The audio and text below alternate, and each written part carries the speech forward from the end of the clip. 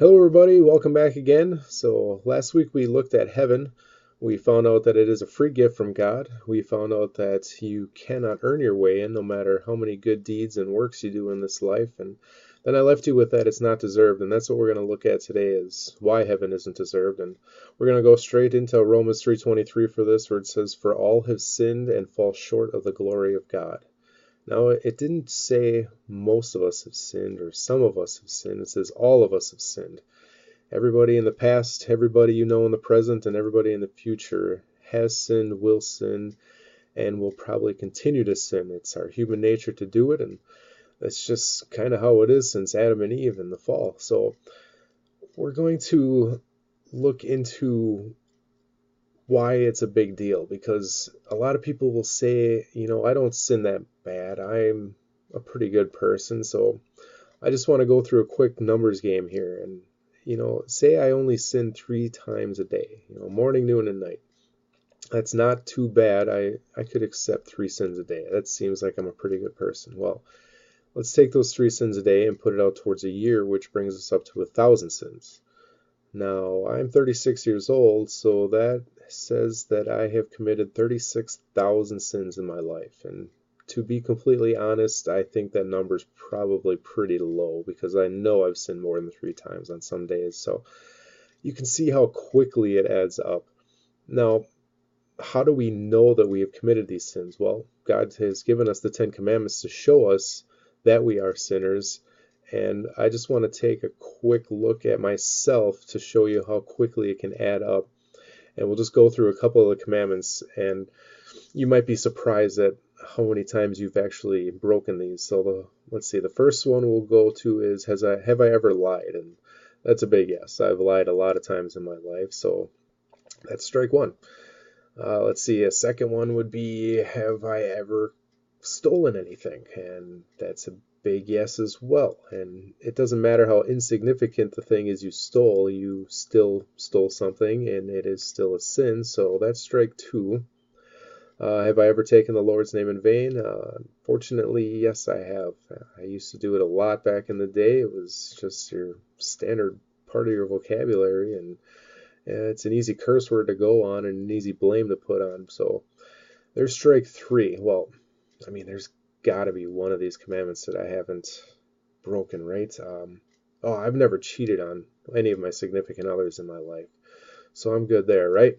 Well, no, because in Matthew 5:28, Jesus said, "But I tell you that anyone who looks at a person lustfully has already committed adultery with them in their heart."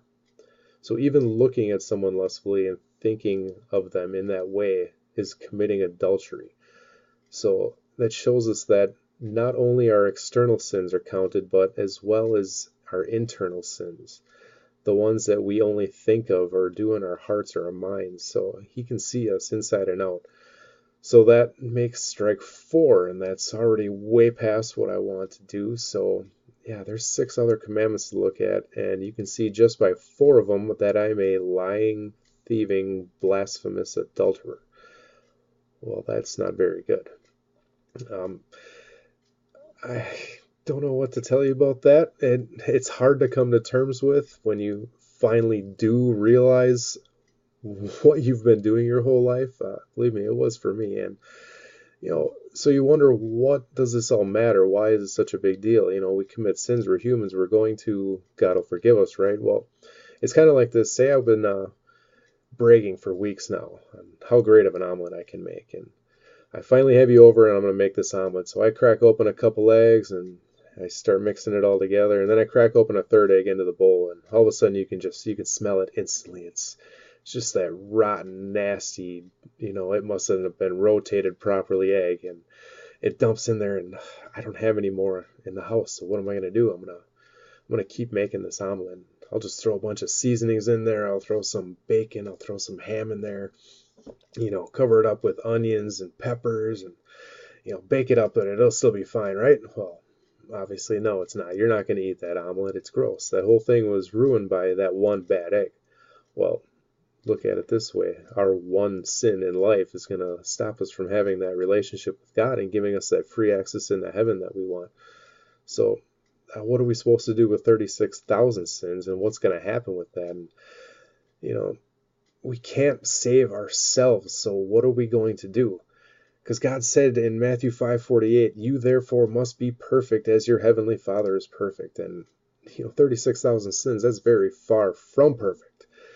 So we're going to look into it next week or maybe sooner on what God is going to do with those sins and why we can't save ourselves. And I know this is still kind of gloomy and down in the dirt, but I promise you, there is a beautiful, glorious light at the end of this tunnel. And I just want to once again give thanks to the Lord for helping me through this. I don't know, I guess we can call it a little internal missionary ship here in Sheboygan and my ministry series. So I do thank you again for watching again. And as always, God's blessings to you.